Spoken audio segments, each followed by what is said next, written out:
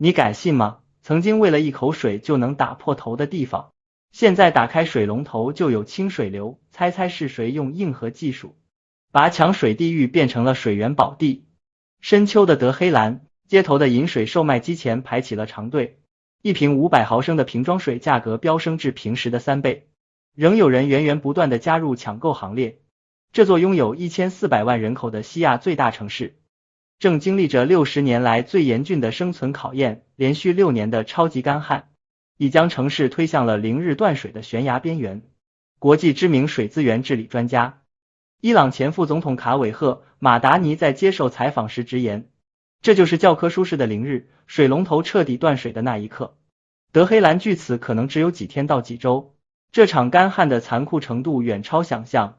伊朗全国年降水量最低时不足100毫米，仅为正常水平的1/3，一半省份连续数月无雨。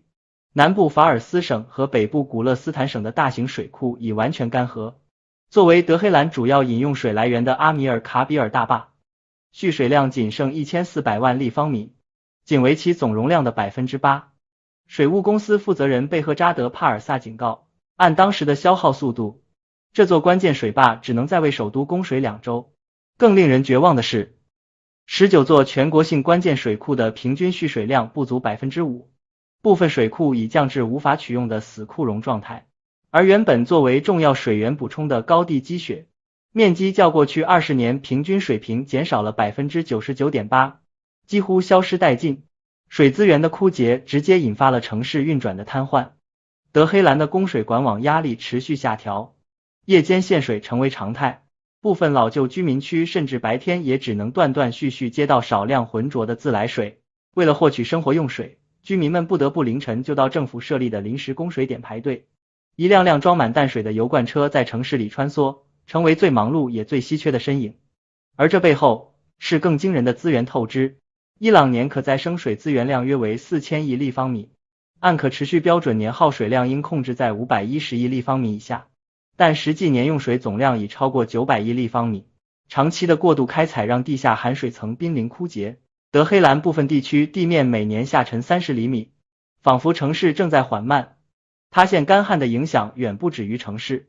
在农村地区，缺水演变成了赤裸裸的生存之战。伊朗农业用水占全国总用水量的 90% 以上，但灌溉效率极低，持续的干旱让农田大面积龟裂，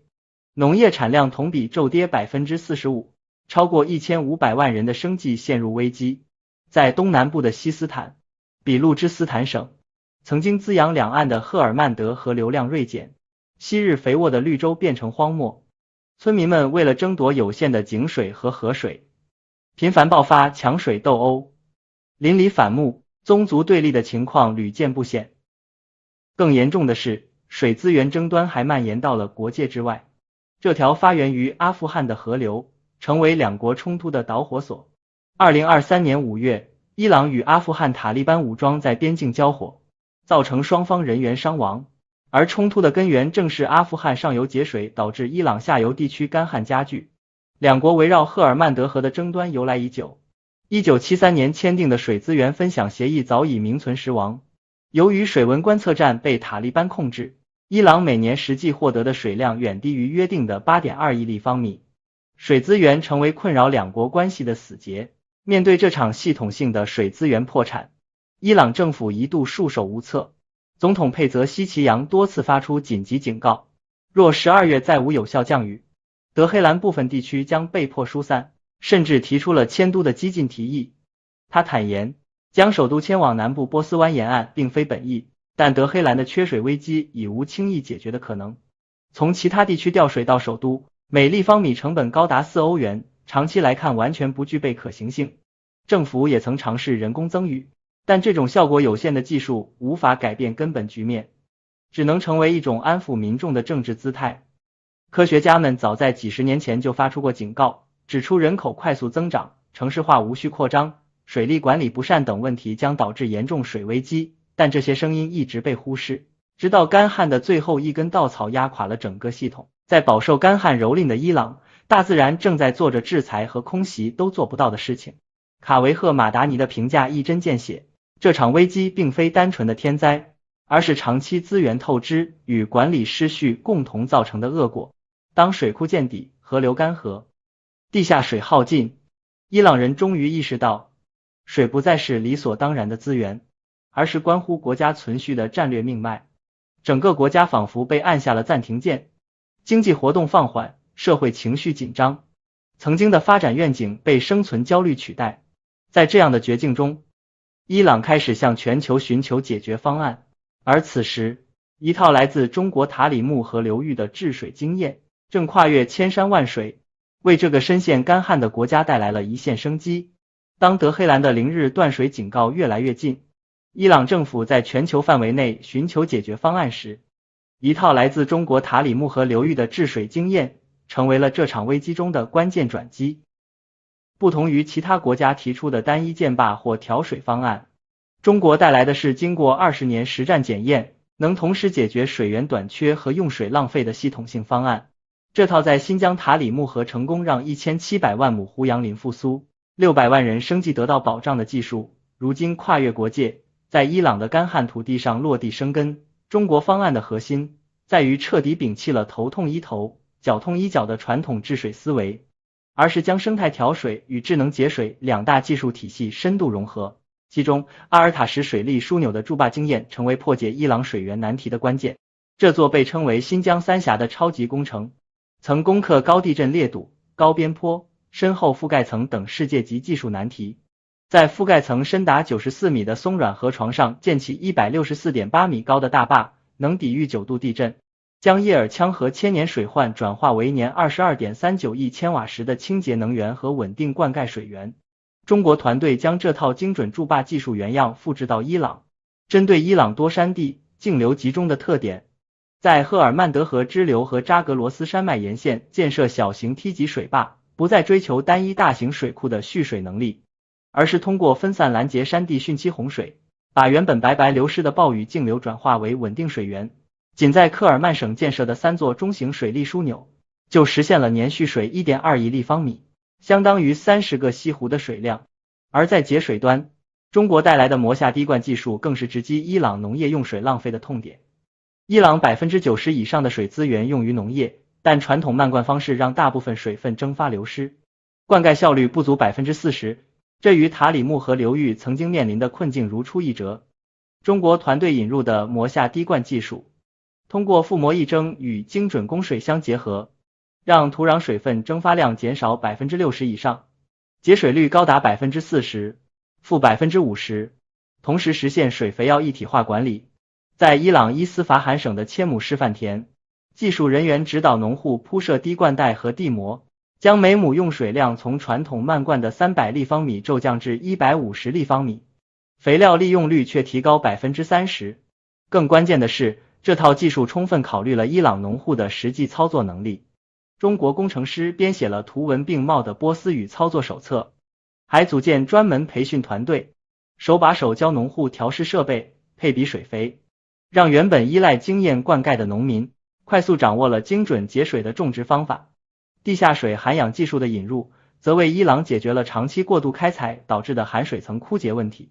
塔里木河流域通过岔渗轮灌模式，让生态输水从一条线变成一个面，通过小流量涨砾石输水，让水分充分渗透到地下，形成地下水银行，使下游地下水位从8到12米提升到2到5米。中国团队将这一经验应用到伊朗乌尔米耶湖周边，通过疏通引洪渠，修建拦水坝，将汛期洪水引入干涸的湖床和周边洼地，让水分缓慢下渗，补给地下水。仅2年时间，乌尔米耶湖周边地下水位平均回升 1.8 米。曾经因地下水枯竭而枯死的红柳、梭梭等植被开始重新发芽，湿地面积扩大了35平方公里。这种自然修复加人工引导的涵养模式，既避免了大规模工程对生态的破坏，又实现了水资源的可持续循环，让伊朗摆脱了越抽越干、越干越抽的恶性循环。最让伊朗水利部门惊叹的是中国带来的水下 CT 渗漏探测装备和高效修复技术。伊朗现有水库大多建设于上世纪，由于地质复杂和年久失修，许多大坝存在严重渗漏问题。传统修复方法需要放空水库，断水施工，不仅工期长达半年以上，还会造成巨大的水资源浪费和经济损失。中国团队的水下 CT 装备，通过超声波探测技术，无需放空水库就能精准定位渗漏点，探测精度达到 0.1 米，相当于在水下给大坝做了一次全面体检。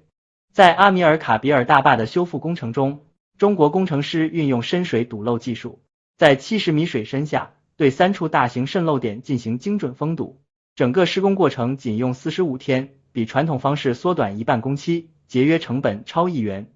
更重要的是，修复期间水库正常供水，未受任何影响，德黑兰市民完全没有感受到治水工程带来的用水波动。这种无感修复的高效模式，彻底改变了伊朗对水利工程的认知。中国方案的成功还在于其高度的适配性和灵活性。不同于某些国家输出的标准化设备，中国团队在进入伊朗后，首先用3个月时间开展全面的水文地质勘察，对伊朗19座关键水库、7条主要河流的水资源数据进行精准测绘，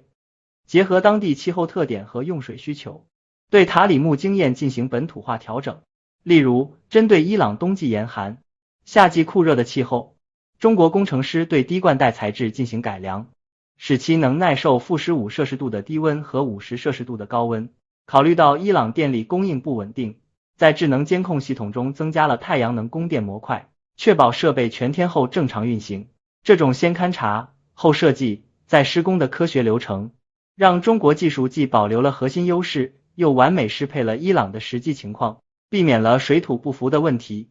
从塔里木河到赫尔曼德河，从新疆的胡杨林到伊朗的麦田，中国带来的不仅是技术和设备，更是一套可持续、可复制的干旱区治水思维。这套方案证明，缺水难题的解决，不在于单纯寻找更多水源，而在于更科学地利用现有水资源；不在于依赖大型工程的硬干预，而在于技术创新与生态保护的软结合。当伊朗工程师亲眼看到曾经只能靠运气盼降雨的土地，如今通过精准调控实现了稳定供水；曾经因渗漏浪费严重的水库，如今成为了安全可靠的水银行。他们终于明白，中国方案的核心竞争力在于将水利工程从对抗自然转变为顺应自然、利用自然。正是这种尊重规律、精准施策的技术理念，让深陷水困的伊朗看到了摆脱干旱威胁的真正希望。在伊朗多山地、少降雨且地质复杂的特殊环境中，中国工程师用一项项针对性技术突破，破解了困扰当地多年的世界级治水难题，让干旱区治水从被动应对彻底转向主动掌控。其中最核心的创新，便是为伊朗量身打造的梯级水库群模式，彻底改变了水资源留不住、用不好的困境。不同于传统单一水库的蓄水思路，这套模式在扎格罗斯山脉沿线和赫尔曼德河流域串联起12座大小不一的水库，形成上游拦洪、中游调蓄、下游补水的闭环系统。雨季时，上游小型水库先拦截山地洪水，避免水资源白白流失；枯水期，中游主力水库释放储存水量，下游小型水库再进行2次调配，让有限的水资源在流域内循环利用。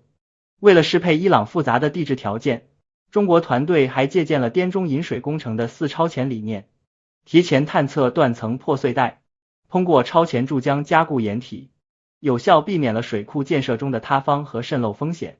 这套模式落地后，伊朗的灌溉保证率从原来的不足 40% 飙升至 90% 以上，即便是遭遇极端干旱年，也能确保核心农田和城市用水不受影响，彻底摆脱了靠天喝水的命运。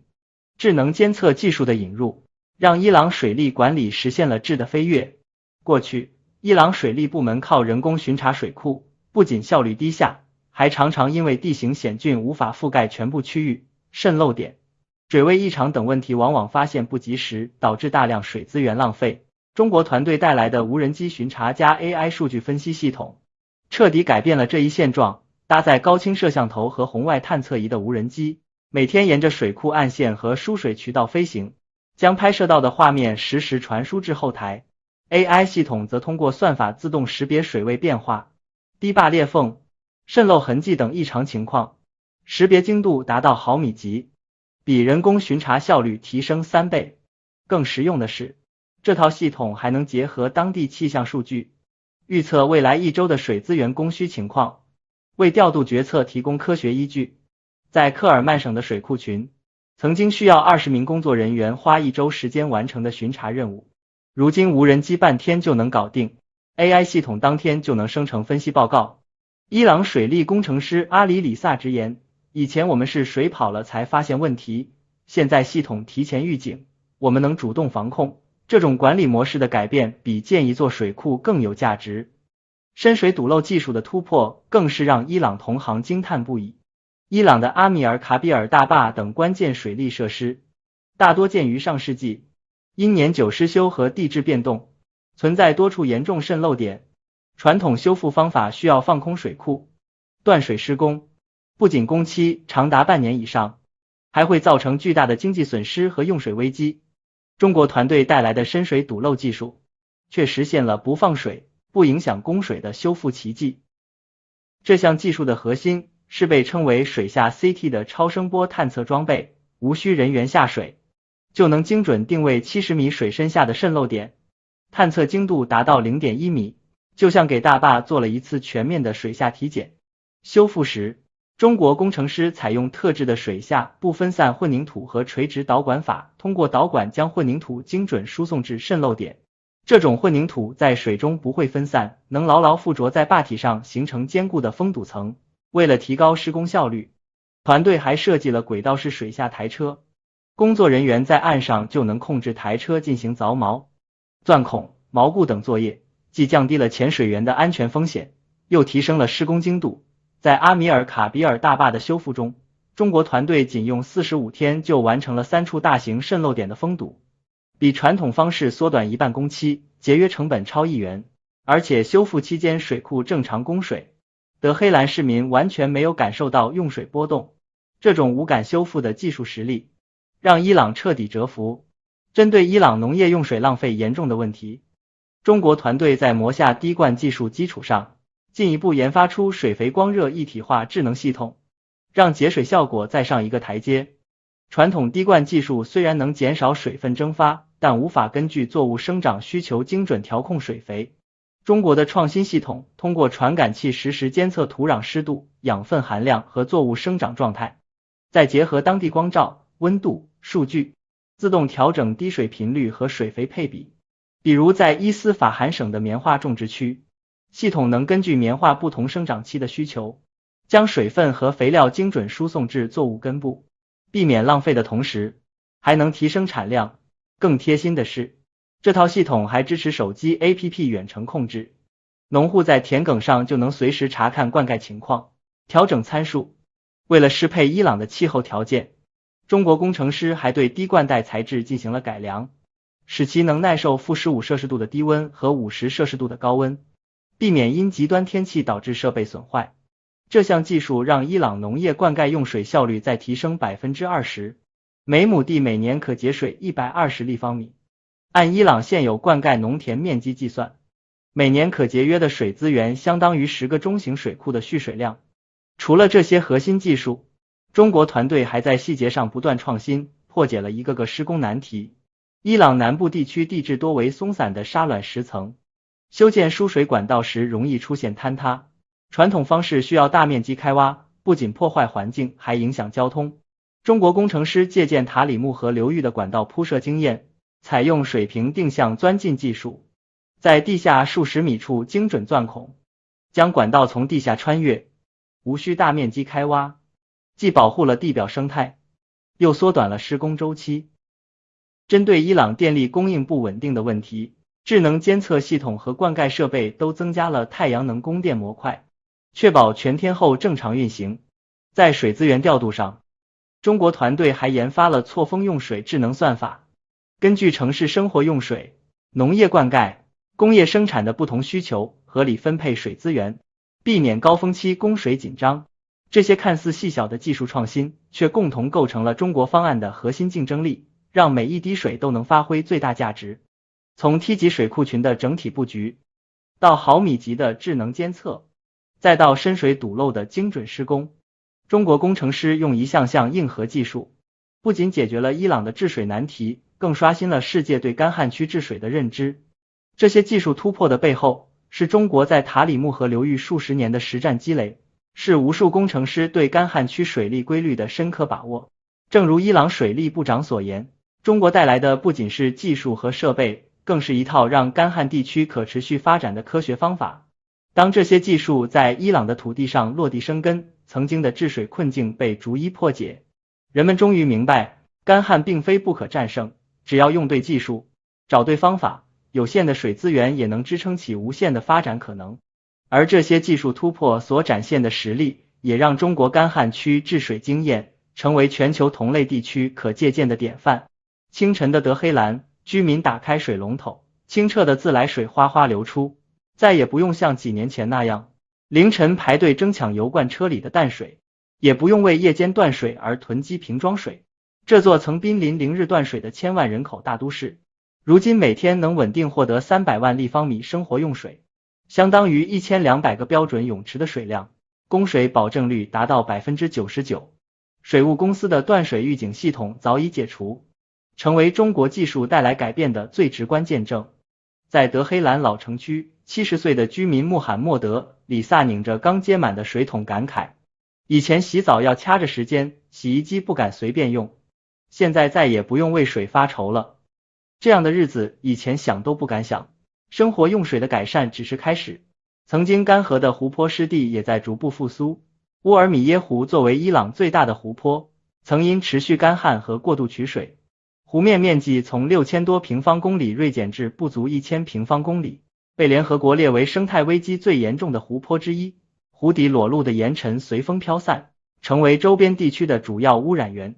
中国团队介入后，通过地下水涵养技术和生态输水工程，将周边梯级水库的储存水有序引入湖床，同时减少上游农业用水挤占，让湖泊逐步解渴。如今的乌尔米耶湖，湖面面积已恢复至3500平方公里，周边干涸的湖床长出了芦苇和水草，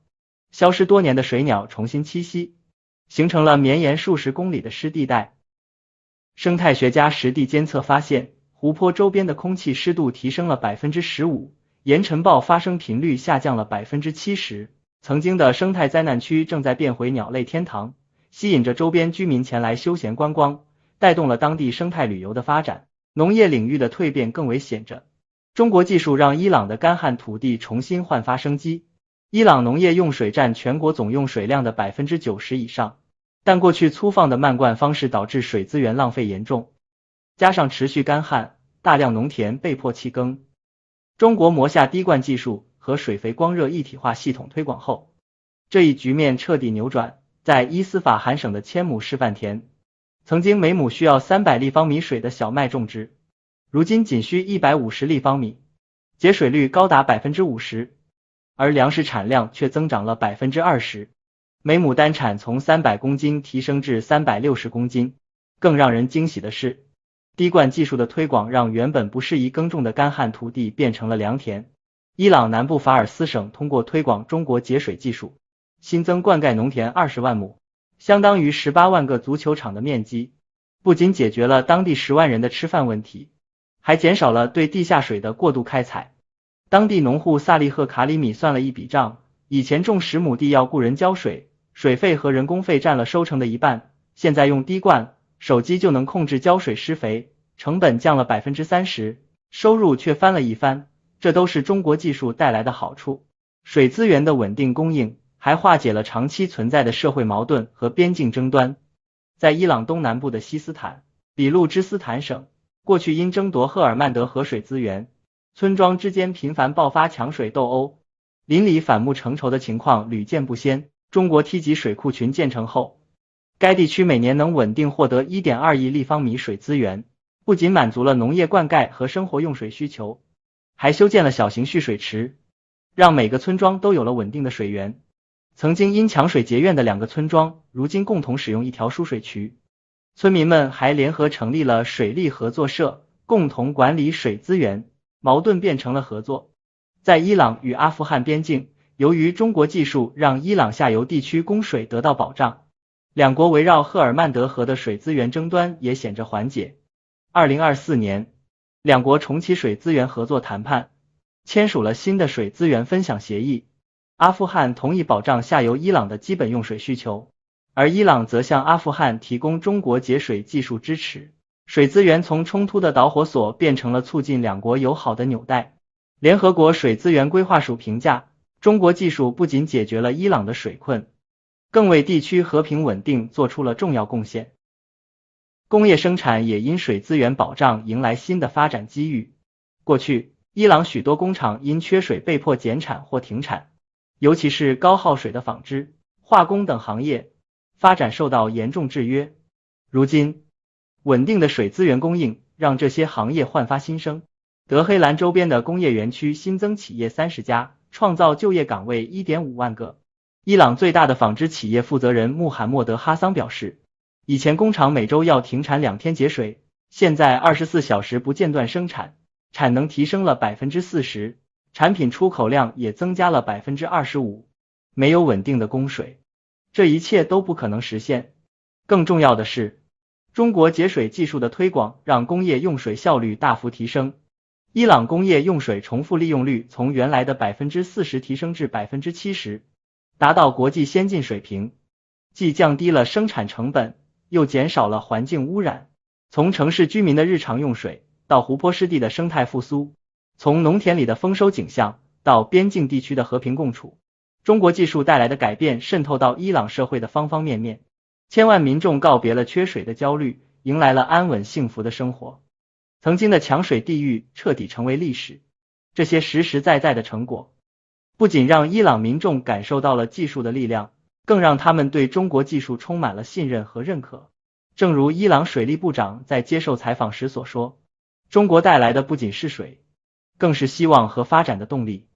这种改变是全方位的，将影响伊朗的未来。中国塔里木工程在伊朗的成功落地，远不只是完成了一个跨国水利项目，更重要的是输出了一套可复制、可推广的干旱区治水模板。这套模板的核心是中国在塔里木河流域数十年实战中总结出的生态优先、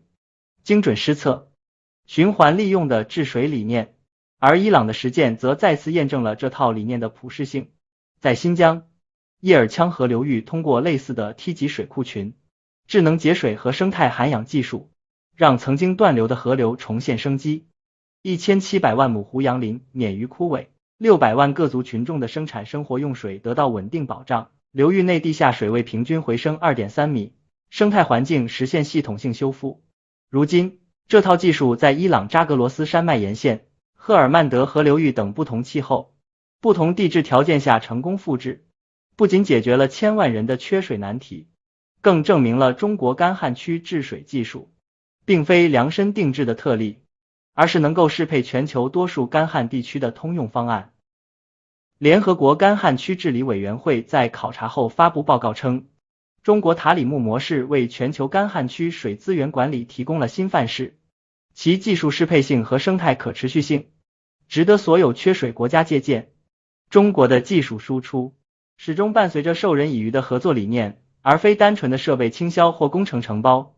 在伊朗治水项目启动之初，中国团队就成立了专门的技术培训中心，针对伊朗水利工程师、技术工人和农户的不同需求，开设了从水利枢纽建设、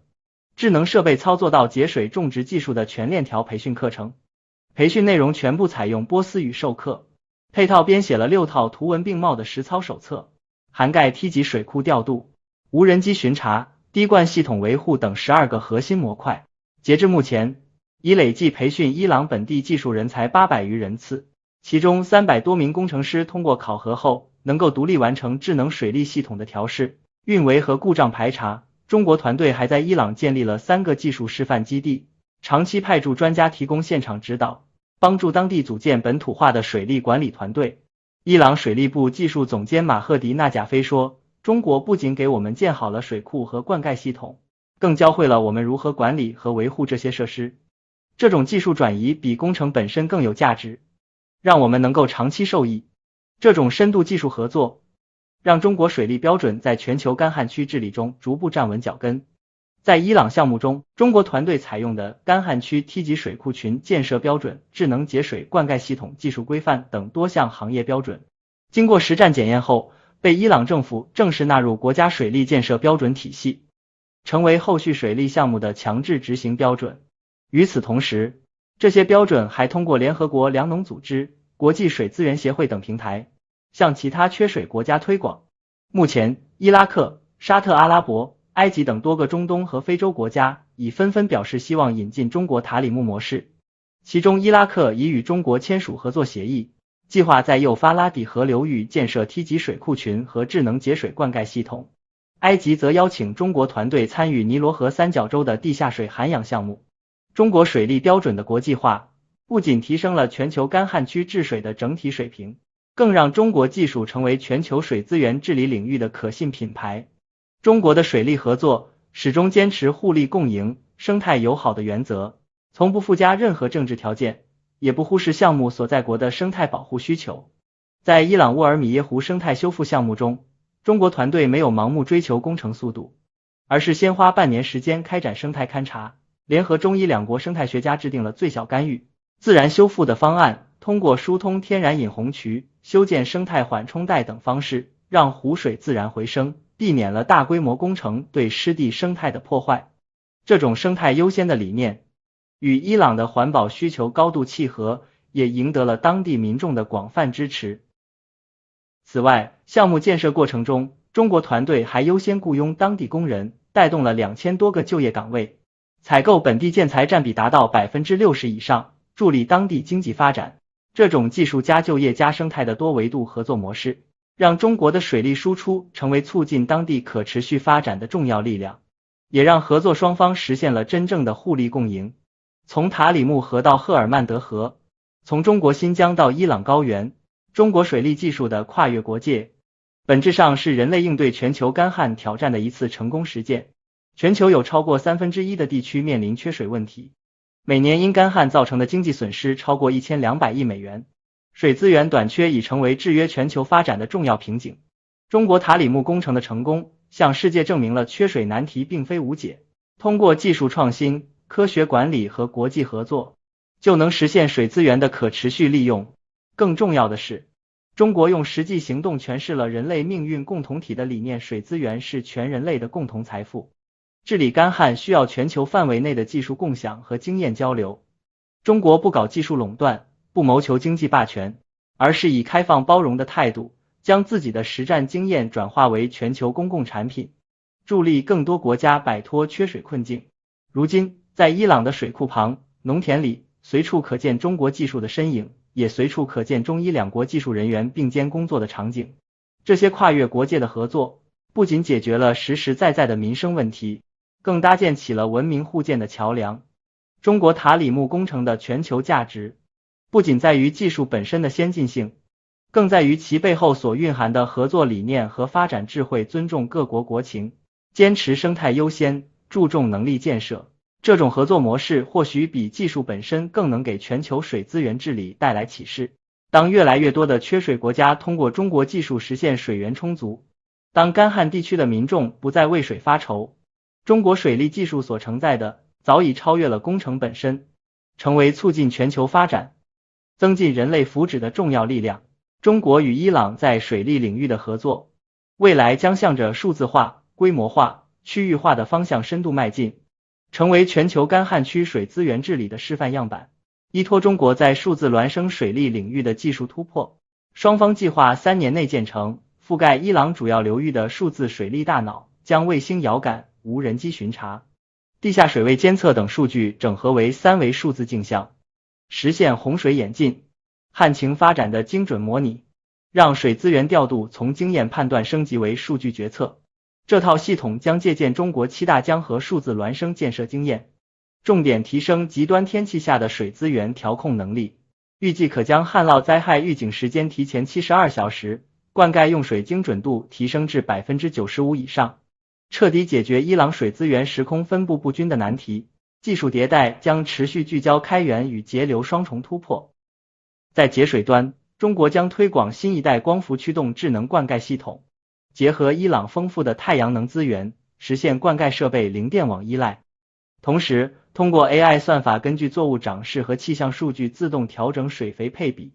预计可再提升 15% 的农业用水效率。在开源端，双方将试点海水淡化与水利工程的联动模式，借鉴中东地区太阳能淡化技术经验，在波斯湾沿岸建设小型化、低成本的淡化设施，将淡化水通过输水网络输送至内陆干旱地区，破解沿海与内陆水资源分布失衡的困境。